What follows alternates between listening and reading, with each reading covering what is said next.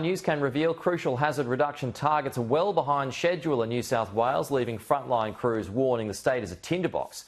The Black Summer fires have also changed the environment, with volunteer numbers well down on 2019.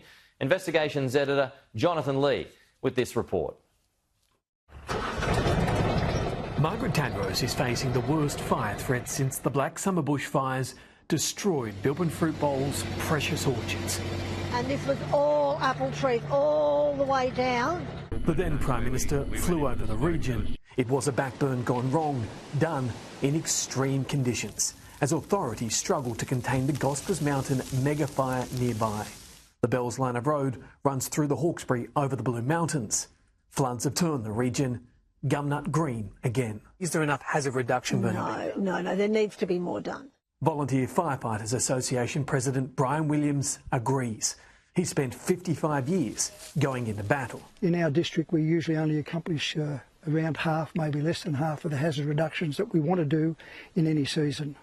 So there's a big time delay, and the longer we go, the worse the problem becomes. He takes me to nearby areas burnt during the Black Summer. With dead canopies, they are primed with undergrowth. This now, 4 years after the Gospel Mountain fire, we could get an even hotter fire. You're kidding me? No. You double the fuel, you quadruple the intensity of the fire. This should have been burnt 2 years ago. This is going to be a real problem now. To do this, no matter when you burn this, it's going to burn too hot. How many areas are like this, though? The state. New South Wales has a massive 22 million hectares of bushfire-prone land. For the 2023-24 financial year, its hazard reduction target, though, is a much smaller 300,000 hectares. Sky News can reveal it's currently well behind, having done just 60,000 hectares, meaning it's completed around 20% and roughly the halfway point, with summer already started. Its commissioner says it spent the last 4 years preparing. How can you say you're very prepared, as you said, when you know that you've only achieved a quarter of the hazard reduction target? It's not just to do before the end of summer, it's a 12-month target. But isn't summer the danger period? Well, it is, but it's also about next summer and the summer after. But the danger's now. It is now, but it's also next year. Commissioner Rogers is dubious backburn requests take years to approve. I'd like some examples of it so that we can obviously look at it, but it shouldn't take 2 years. Gaining approval is one thing, completion a whole other. This area is a case in point. In 2019, it was surrounded by fire. Somehow it was spared.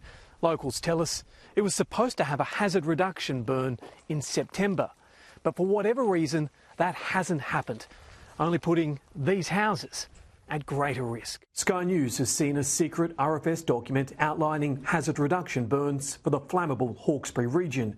It shows the 6 most dangerous threats rated extreme are all still to be done, with one seemingly waiting 8 years.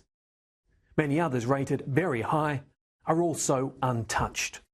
There's an argument here that if the hazard reduction burning isn't done appropriately, that there's a level of culpability. If there's been proposals to do hazard reduction around areas and they don't get done for many years, and it's due to people just not simply doing their job, then absolutely, that's not acceptable. Made more difficult is the fact volunteer numbers are also down, nearly 7% in 4 years to 71,000. The RFS says 56,500 are in operational roles, but these figures are being questioned. At one brigade in Western Sydney, a senior RFS leader has told Sky News of the 65 fireys listed active, only 20 were on call. The remainder, quote, hadn't visited in years. Others agree. If we've got 5 brigades in an area and they're saying they've got up to 500, 600 members in those 5 brigades, and suddenly when the crunch comes and the fire comes in and only 100 people turn up, well, where is our problem? So how many active firefighters we got? And just to be clear, you don't want an audit to work out how many volunteers you got access to? No, because the volunteers can decide their own membership and tell us what it is. Their president tells us this whole area now is really just a ticking time bomb. Jonathan Lee, Sky News.